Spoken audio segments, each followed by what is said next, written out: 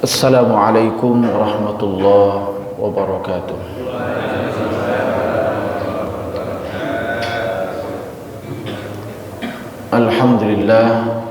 Alhamdulillahi rabbil alamin.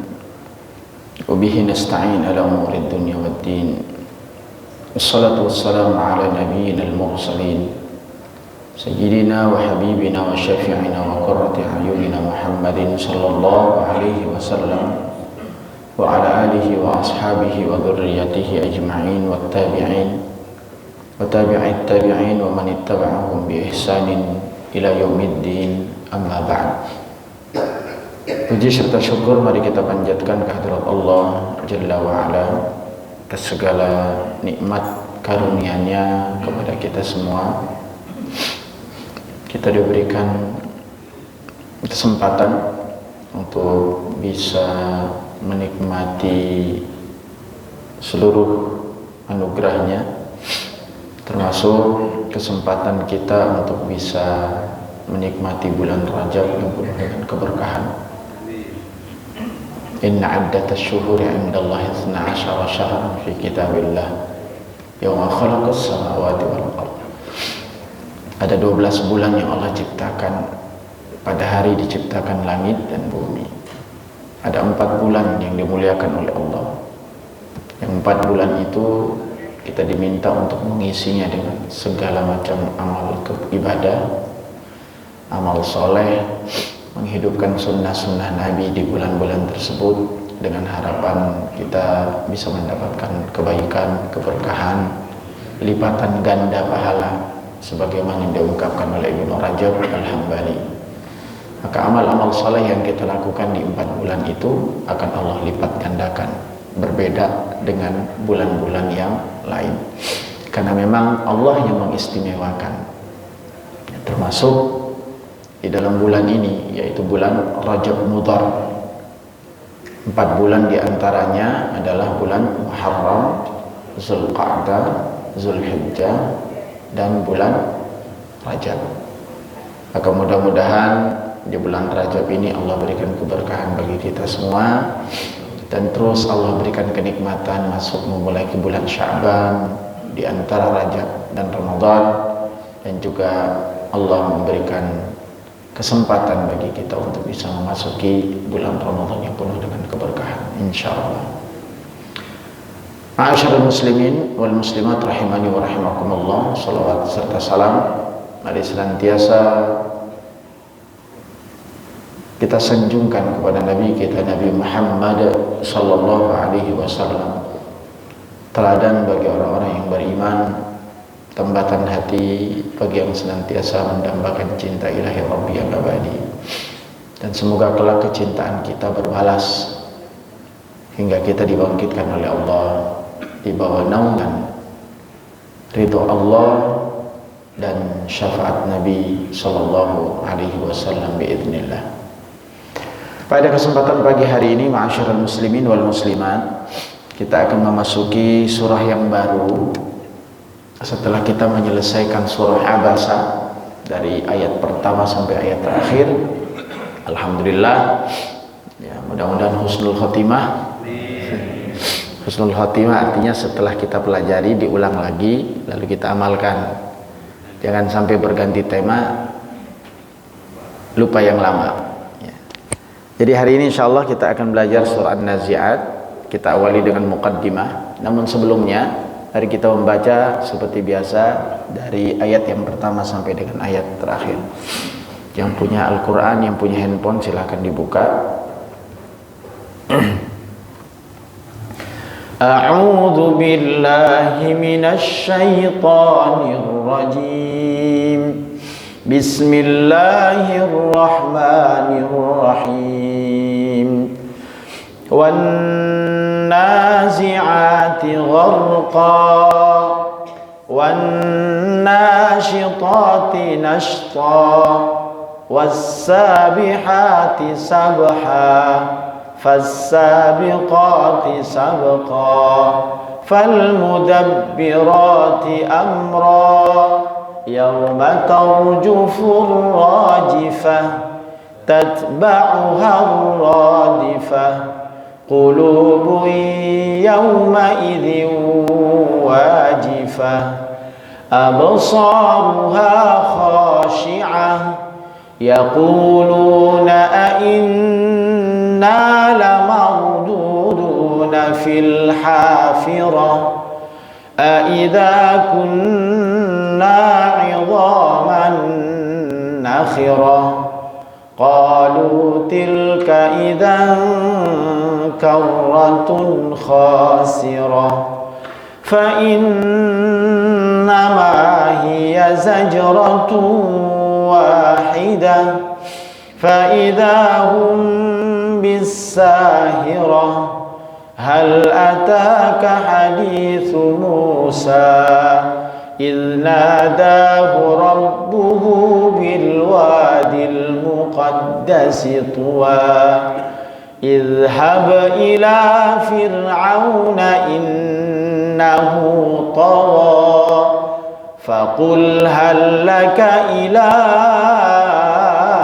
أن تزكى وأهديك إلى ربك فتخشى فأراه الآية الكبرى فكذب وعصى ثم أدبر يسعى فحشر فنادى فقال أنا ربكم الأعلى فأخذه الله نكال الآخرة والأولى إن في ذلك لعبرة لمن يخشى أأنتم أشد خلقا أم السماء بناها رفع سمكها فسواها وأغطش ليلها وأخرج ضحاها والأرض بعد ذلك دحاها أخرج منها ماءها ومرعاها والجبال أرساها متاعا لكم ولأنعامكم فإذا جاءت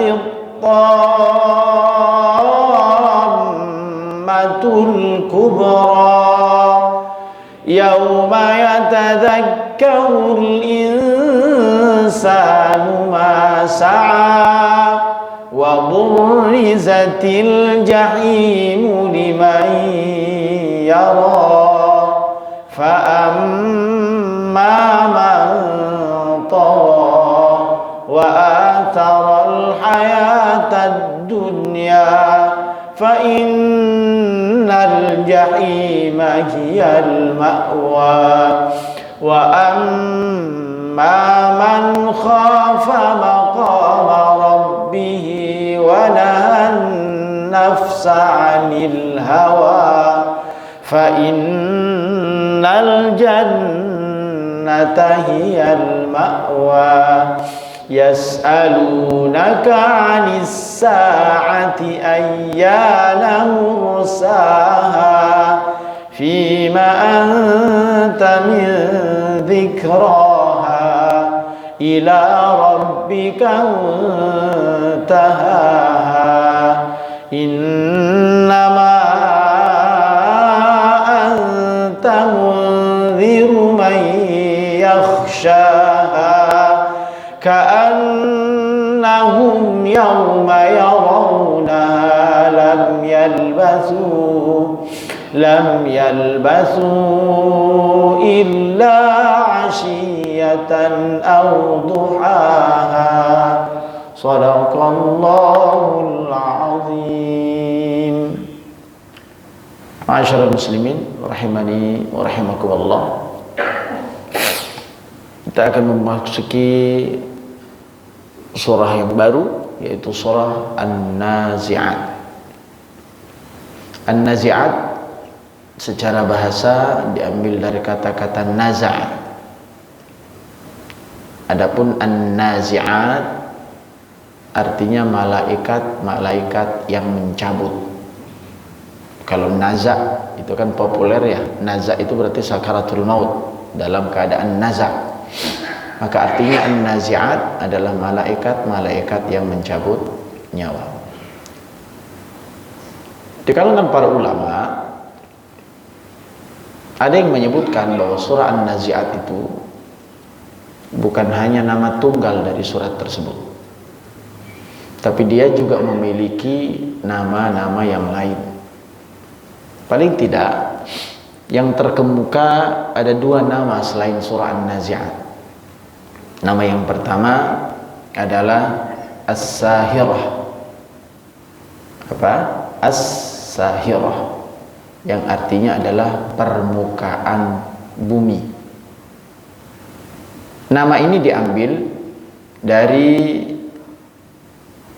salah satu ayat yang ada di dalam surah An-Nazi'at ini, yaitu terdapat pada ayat yang ke-14. Fa'idahum bis-sahirah. Maka kata sahirah ini diambil sebagai nama dari surah An-Nazi'at. Yang kedua, nama lain dari surah An-Nazi'at adalah At-Tammah. Bisa lihat pada ayat yang ke-34 di mana Allah Subhanahu wa taala berfirman, "Fa idza ja'atit tammatul kubra." Dan apabila telah datang malapetaka yang sangat dahsyat, sangat besar. Maka di kalangan para ulama ada 3 nama yang populer ini yang kemudian terkemuka yang disebutkan oleh mereka. Hanya saja yang populer yang kita sebutkan, bahkan yang tertulis, tercatat, yang sering kita baca adalah An-Nazi'at. Kategori turunnya, surah ini disepakati oleh para ulama tergolong surah Makkiyah karena alasan yang sama dengan surah-surah yang lain, bahwa surat ini diturunkan di kota Mekah saat Nabi SAW belum melakukan hijrah ke kota Madinah. Mengutip Imam Al-Qurtubi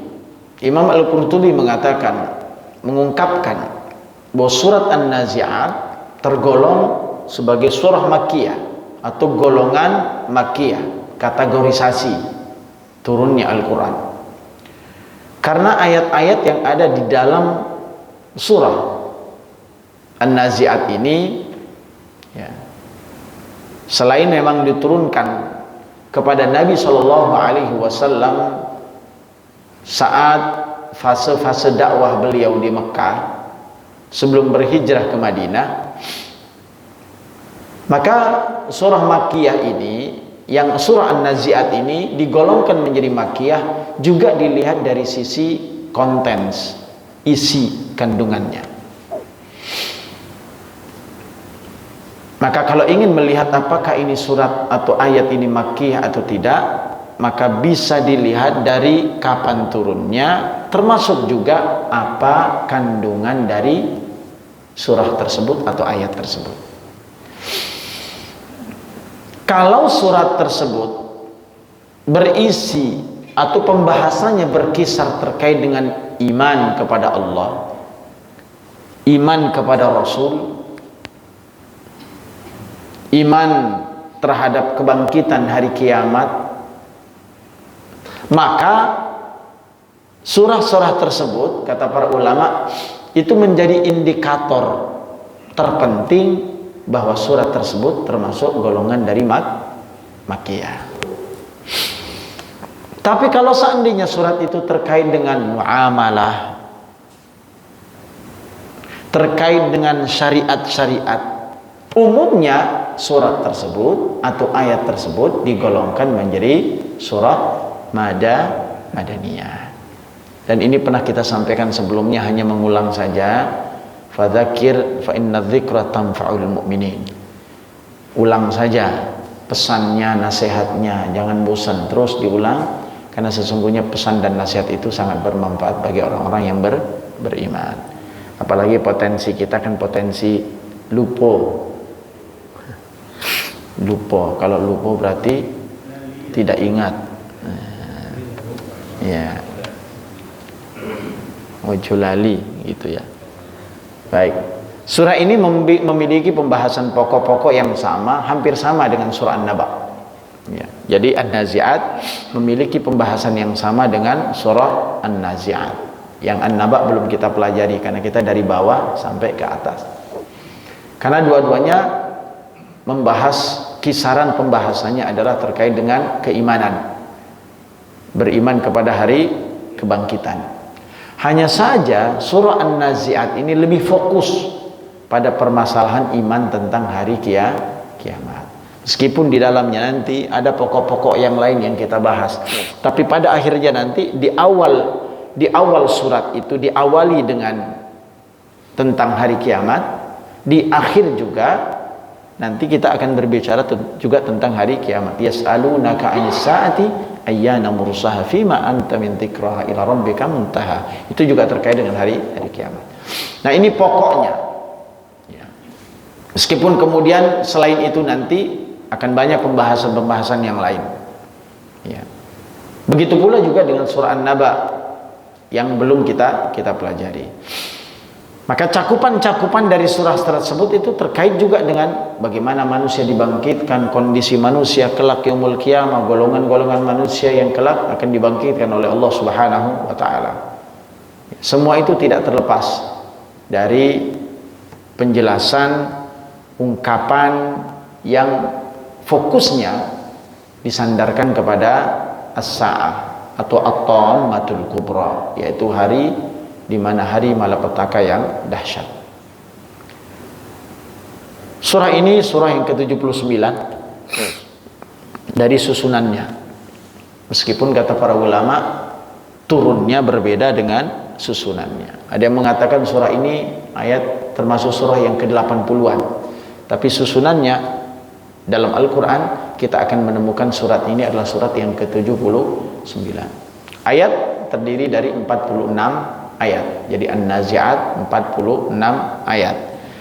Surah yang ke-79 dari letak posisi yang tertulis di dalam Al-Qur'an, ya. Selanjutnya, untuk kita lebih memahami muqaddimahnya, kita akan sampaikan kaitan dengan asbabun nuzul. Ada beberapa surat, beberapa ayat yang memiliki sebab turun. Kalau dalam kaidah hadis ada istilah populer asbabul wurud, ada sebab turunnya. Tapi kalau di dalam Al-Qur'an dikenal dengan nama asbabun nuzul, sebab turunnya. Seberapa pentingnya kita mengetahui sebab turunnya? Ada kaidah-kaidah yang kemudian menyebutkan di dalam Al-Qur'an, ya. Bahwa al-ibratu bi khususis sababi la bi umumil lafzi, atau sebaliknya al-ibratu bi umumil lafzi la bi khususis sabab. Jadi ada ayat-ayat yang memang mesti tahu runtutannya. Ini surat ini terkait dengan siapa ya? Dan kalau kita sudah mengetahui surat ini terkait dengan si anu, berarti nanti cakupannya adalah mungkin bisa jadi itu khusus untuk yang dibahas. Tapi di sisi lain bisa jadi bukan orangnya yang menjadi pembahasan, tapi ibrahnya, hikmahnya di balik sikap seseorang itu, hingga itu juga berlaku bagi yang lainnya. Termasuk juga nanti kenapa kita harus memahami dan mengetahui asbabun nuzul di dalam Al-Quran, untuk mengetahui ada konsep nasikh wal mansukh di dalam Al-Quran, ada konsep, ada hukum yang dihentikan, tawakuf, lalu kemudian berlaku hukum yang baru.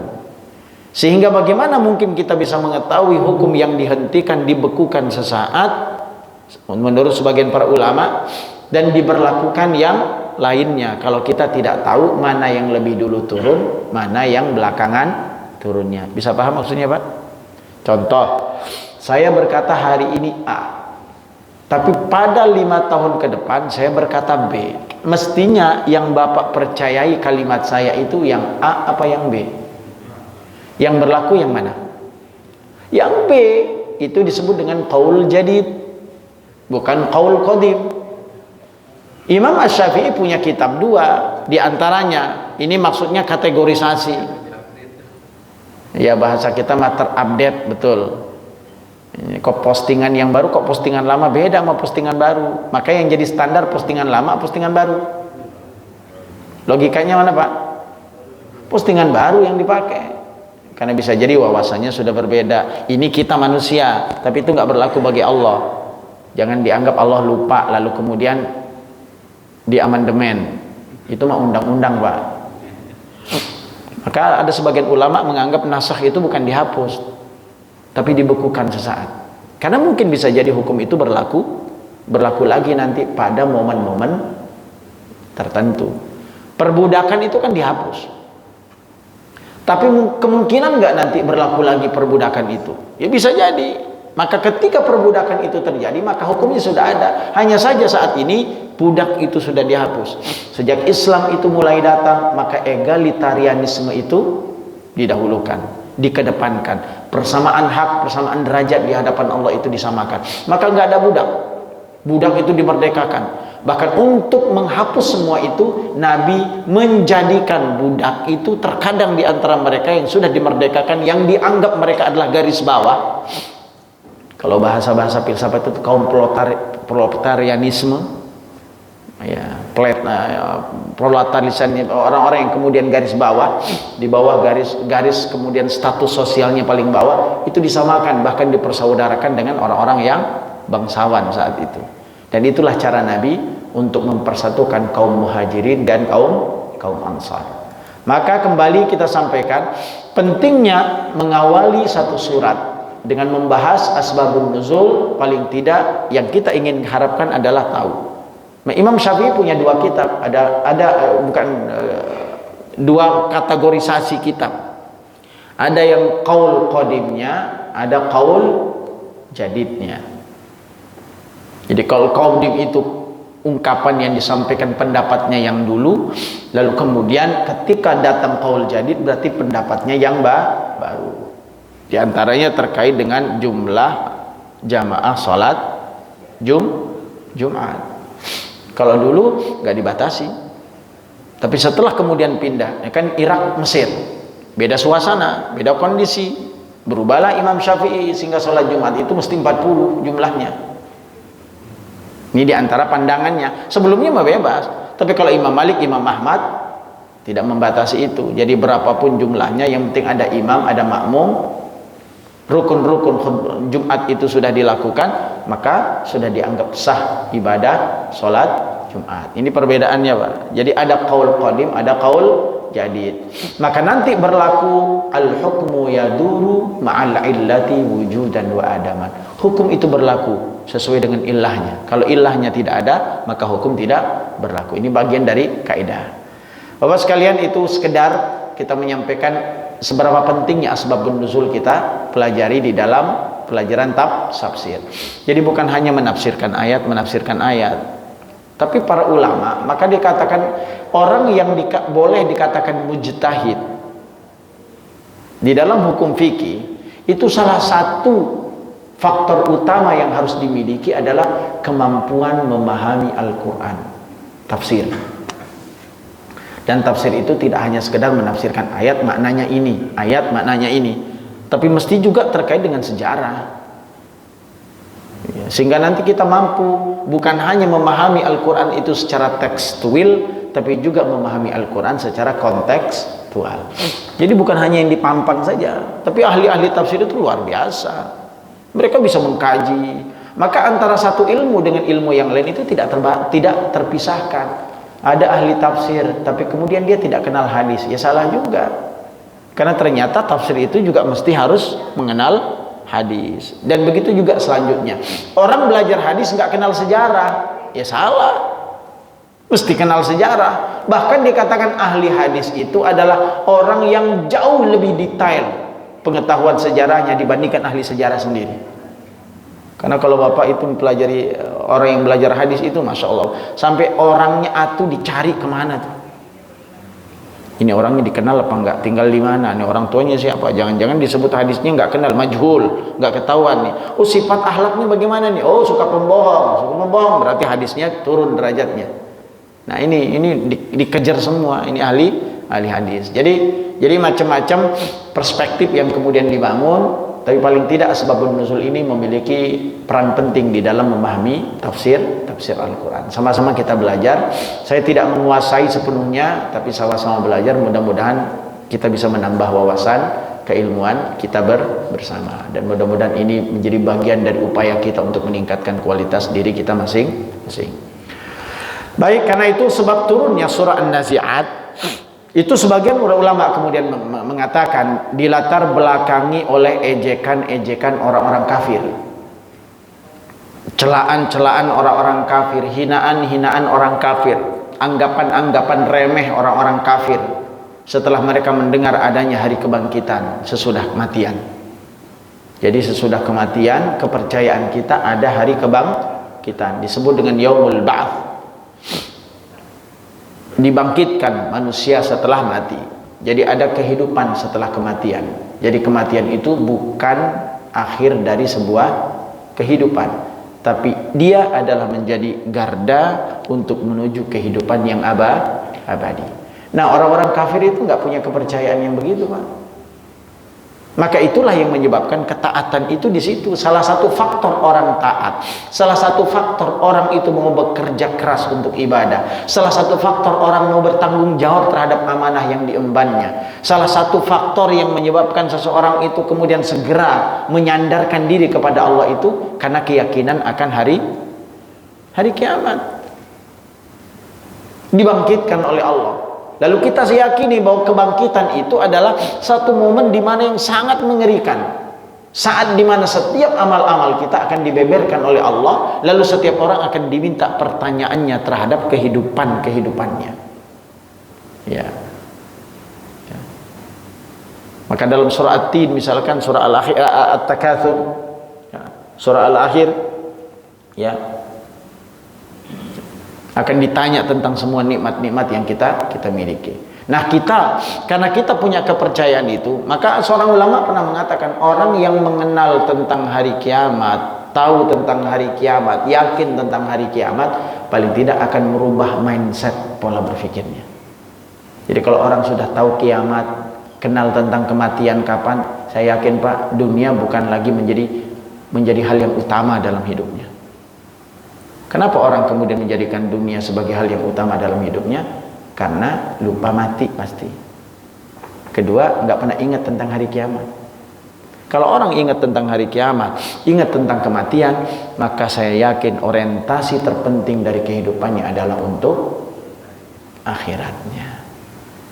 Ini diantaranya.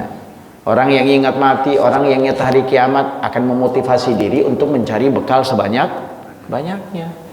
Orang yang ingat hari kiamat, orang yang ingat akan kematian, maka dia akan segera merapat kepada Allah dan meminta ampun atas segala dosanya. Lalu coba gimana Pak? Bayangkan Pak, kalau setiap orang dikasih informasi kapan matinya, apa yang terjadi?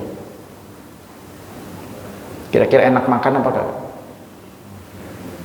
Bapak Zainal, nah contoh gitu Pak, akan meninggal dunia tahun 2023 di bulan Februari tanggal 1. Contoh yang kelihatan mukanya ya. Contoh, kira-kira sebulan sebelumnya apa yang dilakukan? Dua channel apa yang dilakukan sebulan? Ngapain Pak? Iktikaf, kemana-mana ngaji, sama istri mah baik, sama anak nggak pernah marah, sama tetangga mah bagi-bagi, jangankan kuahnya, dagingnya juga dibagi. Bahasanya begitu Pak, karena tahu kematian kita mau dekat. Maka itu menjadi rahasia, linabluwakum ayyukum ahsanu amal. Allah sembunyikan itu, informasi itu untuk menguji tingkat keimanan seseorang. Siapa yang paling baik amalnya? Maka itu terkait dengan kepercayaan kepada hal yang gaib. Nah, hal ini yang tidak dimiliki oleh orang-orang kafir, maka pantas kiranya kalau mereka petantang petenteng di dunia. Petantang petenteng gitu ya. Kalau dulu pesantren pakai petantang petenteng sok gitu. Itu yang menyebabkan mereka kemudian tampil menggusungkan dada, berjalan di atas muka bumi ini dengan penuh kesombongan, karena memang nggak yakin tentang itu. Bahkan kalau mereka meyakini bahwa nikmati apa saja yang ada di dunia ini sebelum berakhir. Kalau kita bukan kan, kenikmatan terakhir itu adalah di akhirat bagi orang-orang yang memiliki iman. Sampai Nabi pernah ditanya, ya Rasul, kapan kita akan berhenti ibadah? Apa jawab Nabi? Sampai kakimu menginjak surga. Oh gitu tuh. Berarti kalau merasa belum menginjak surga jangan berhenti beramal lah. Apalagi kita yang belum punya garansi. Udah punya garansi nggak Pak masuk surga? Belum. Udah nggak beramal, nyandarin diri sama syafaat. Wah nanti kan kita dapat syafaat. Udah beramal belum? Jangan-jangan syafaat itu tertolak karena Nabi nggak ngakuin kita jadi umatnya. Kan ada kisahnya. Melalui satu telaga ingin minum, yang lain minum bersama Nabi SAW. Lalu kemudian ada sekelompok yang kemudian datang. Lalu kata Nabi, itu umatku ya Allah. Kata Allah, apa yang kau ketahui Muhammad sepeninggalmu? Engkau manusia seperti yang lain juga. Engkau nggak tahu apa yang terjadi setelahmu. Maka ternyata mereka sepeninggalmu wahai Muhammad membelot darimu.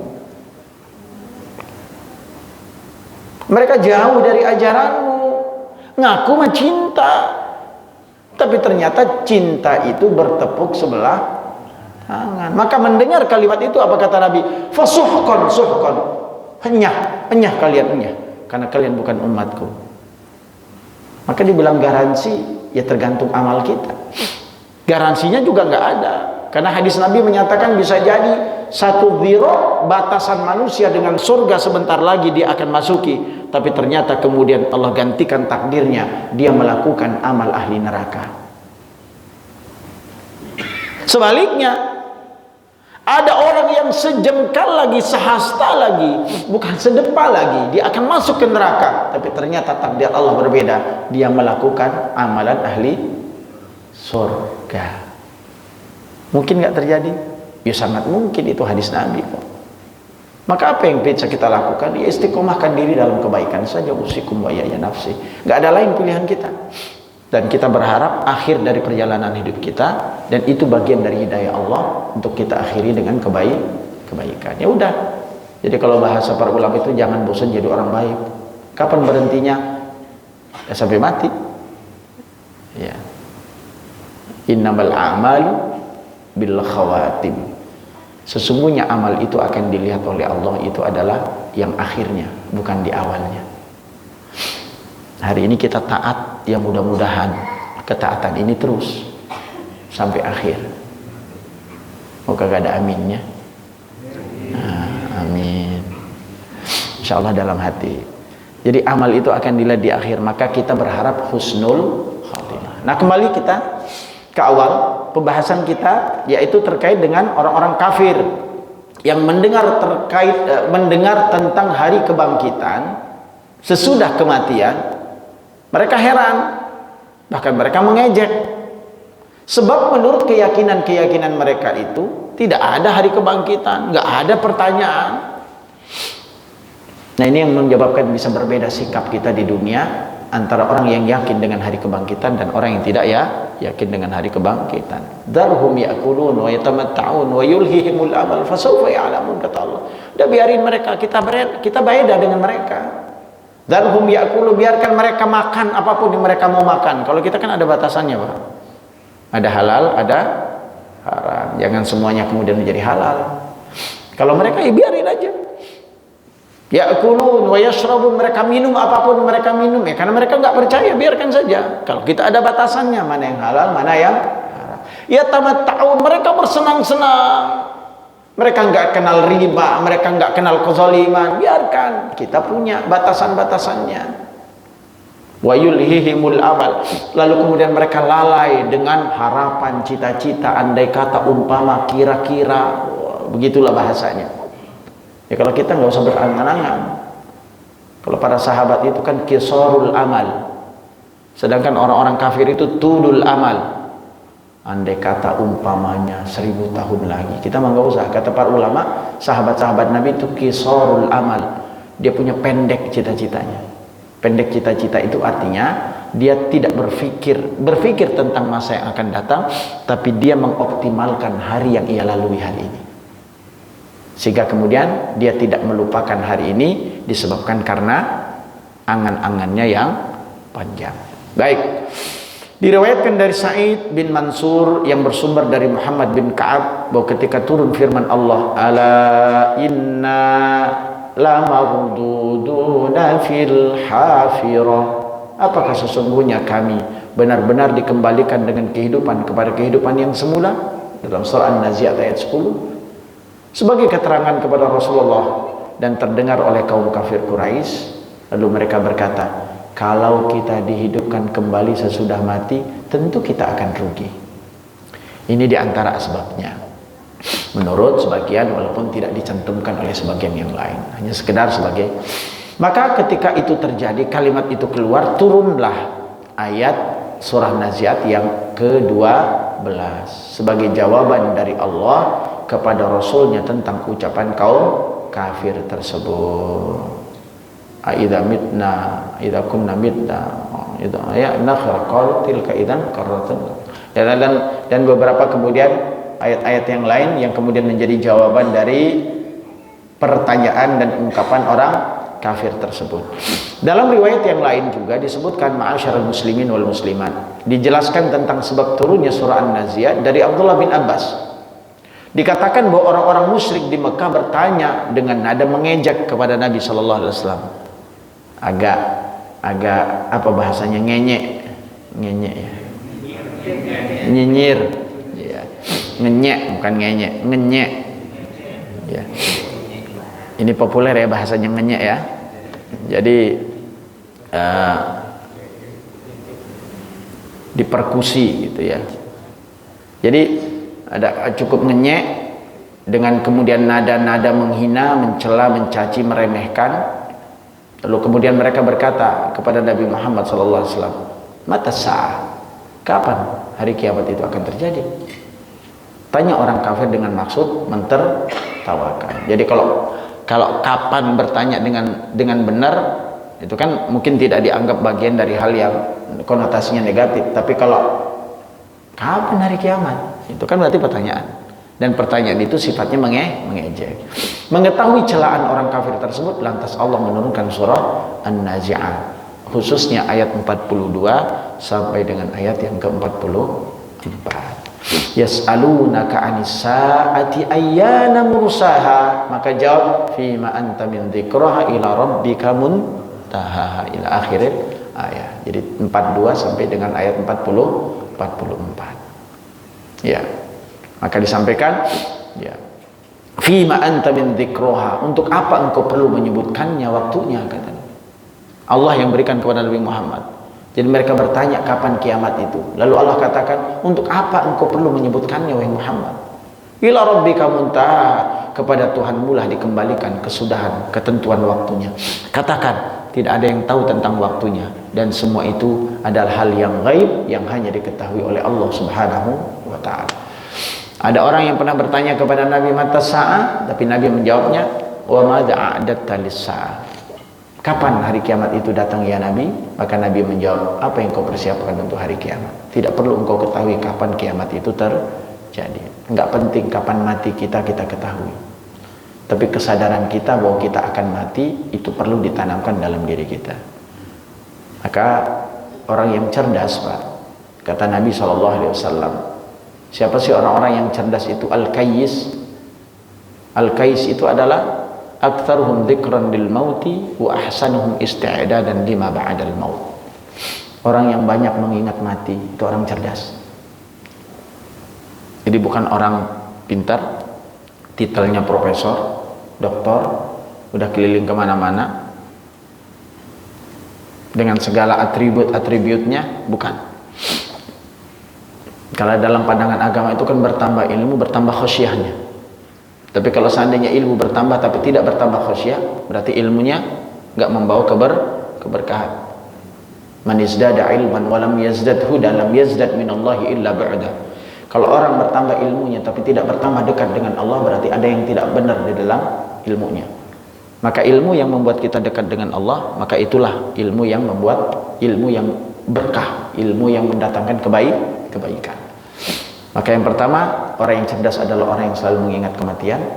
Orang yang cerdas yang kedua dalam pandangan Nabi adalah orang-orang yang paling baik mempersiapkan dirinya untuk kematiannya.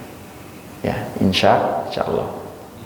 Baik, ila rabbika muntaha. Maka Allah menjawab pertanyaan mengenai hari kiamat itu melalui ayat tersebut. Dari firman Allah, perkara hari kiamat hanyalah dalam pengetahuan Allah, sedangkan Rasul tidak mengetahui sama sekali dan hanya bertugas memberikan peringatan kepada umat manusia bahwa kejadian itu pasti akan terjadi. Baik, kita akan lanjut pokok-pokok bahasan di dalam surat An-Nazi'at itu apa saja. Kalaupun nanti enggak khatam sampai akhir, tapi paling tidak isi surah Nazi'at itu sudah ada dalam bayangan kita. Apa sih yang dibahas, Pak? Satu, surah Nazi'at itu menjelaskan tentang sumpah Allah. Dan cara Allah bersumpah sudah kita sampaikan dengan menyebut makhluknya. Dan bagi Allah bersumpah tidak menggunakan namanya, tapi menggunakan nama makhluk ciptaannya. Apa tujuannya? Agar manusia menyadarkan dirinya, konsentrasi untuk melihat, mempelajari tentang makhluk-makhluk yang Allah jadikan sebagai bahan atau materi sumpahnya. Maka Allah nggak perlu bersumpah dengan nama Allah sendiri. Tapi kalau manusia bersumpah harus dengan nama Allah. Maka wallahi, billahi, tallahi, itu semuanya harus disebutkan. Dan kita dilarang keras untuk menggunakan nama yang lain dalam bersumpah. Maka kata Rasul sallallahu alaihi wasallam, barang siapa yang bersumpah atas nama selain Allah, faqad asyrak, maka dia sudah syirik kepada Allah. Tapi Allah menyebutkan makhluknya untuk kita pelajari. Maka di antara yang disebut oleh Allah di dalam surah An-Nazi'at dari ayat 1 sampai dengan ayat 5 adalah menyebutkan malaikat dan macam-macam tugas para malaikat. Apa penting kita pelajari tentang hal malaikat dengan tugas-tugasnya? Iya. Di antara sifat-sifat yang melekat dalam diri mereka adalah la ya'suna ma amarallahu bihi. Mereka nggak pernah bermaksiat dengan apapun yang Allah perintahkan. Dan malaikat itu punya sifat segera kalau Allah perintahkan, tanpa basa-basi, nggak punya alasan untuk menolak, apalagi kemudian mengulur-ulur waktu. Ini di antara sifatnya. Maka perlu nggak kita mempelajari? Jelas. Mustahil Allah menyebutkan nama di dalam surah yang dijadikan oleh Allah sebagai media sumpah kalau itu nggak penting. Sekali lagi saya katakan, mustahil bagi Allah menyebutkan nama-nama makhluk yang diciptakannya itu sebagai media sumpah kalau sesuatu itu nggak penting. Berbicara tentang makhluk kan semua ini makhluknya. Kita makhluk, dari yang kecil sampai yang besar adalah makhluk. Tapi yang digunakan oleh Allah sebagai sumpah adalah pilihan dari sesuatu yang terpenting dari yang penting. Wassama, langit. Kira-kira langit bisa nggak dijadikan sebagai pelajaran? Bisa. Wal ardi, bumi, sumpah. Wasyams, matahari. Al qamar, bulan. Ya. Hari kiamat termasuk di dalamnya adalah malaikat. Berarti pembahasan kita membahas tentang malaikat dan sekelumit tentang tugas-tugas yang Allah sebutkan di dalam surah An-Nazi'at. Yang kedua, ya, sebentar. Di antaranya misalkan Allah Subhanahu wa taala sebutkan sedikit saja, wan nazi'ati gharqa. Allah akan menyebutkan bahwa para malaikat-malaikat yang mencabut nyawa dengan keras. Jadi di awal surat ini nanti Allah akan sebutkan dengan kalimat wan nazi'ati gharqa. Ini bagian dari sumpah. Bersumpah dengan makhluk yang Allah kehendaki, siapapun yang Allah jadikan sebagai media sumpah. Nah, kata ahli tafsir, itu sebagian sahabat menyatakan bahwa an-nazi'at adalah para malaikat yang mencabut nyawa orang-orang kafir dengan pencabutan yang sangat keras, sangat dahsyat. Jadi nanti nyawa itu dicabut dua kondisinya. Ada yang dicabut dengan kelembutan, ada yang dicabut dengan keras. Orang-orang yang beriman, yang memiliki iman kepada Allah, itu akan dicabut dengan cara lembut. Meskipun selembut-lembut cabutan itu, kata Imam Malik, 700 kali sayatan pedang. Maka urusan sakaratul maut itu adalah hal yang paling ingin dijauhi jika mungkin. Ya. Jadi itu urusan yang kau ingin jauhi. Kalau bisa mati langsung, gak pakai sakaratul maut. Karena memang sakaratul maut itu rasanya luar biasa. Ini menurut informasi. Ya nanti kita akan rasakan sama-sama, yang mudah-mudahan termasuk golongan yang kedua, yang Allah lembutkan pencabutannya oleh para malaikat. Kenapa dikatakan lembut? Karena beberapa hal.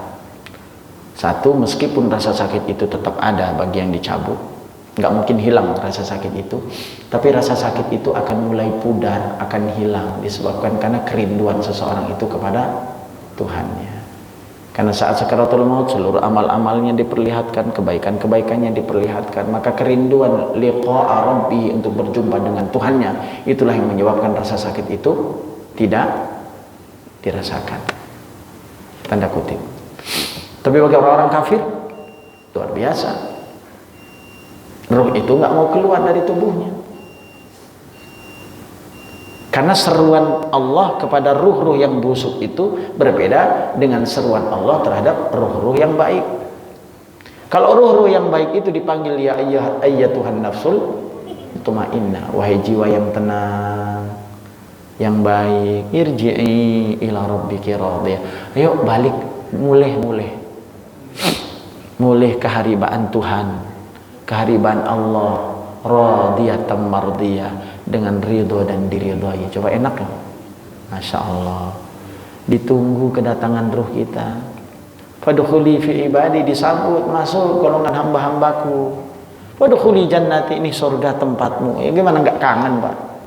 Orang kalau kangen begitu pengen mati cepat daripada penat hidup dunia. Cuma kan nggak boleh minta mati. Coba ya, daripada penat dunia, makan kagak bisa, dagangan nggak maju-maju, ngurusin anak ribet banget gitu kan. Mendingan mana milihnya? Oh, sudah, mendingan meninggal, nggak ada beban tapi masuk. Enaknya begitu. Ya sekalian ya, nggak punya beban tapi masuk surga. Ya pengennya mau begitu semua. Ini harapannya. Maka panggilan itu enak banget, Pak. Ya Tuhan nafsul mutmainnah. Tapi yang lain berbeda. Panggilannya sama, tapi dengan kalimat yang berbeda. Ya Tuhan nafsul khabithah, ukhruji ila la'natillahi wa ghadabih. Coba lihat. Saya terjemahkan artinya. Kira-kira ruh itu mau keluar enggak? Wahai ruh yang busuk. Panggilannya udah beda. Ruh yang tenang sama ruh yang busuk. Lalu yang busuk kemana? Ukhruji, keluar. Bukan irji'i. Kalau yang tadi pulang, mulai. Kalau mulai berarti kan santun banget, Pak.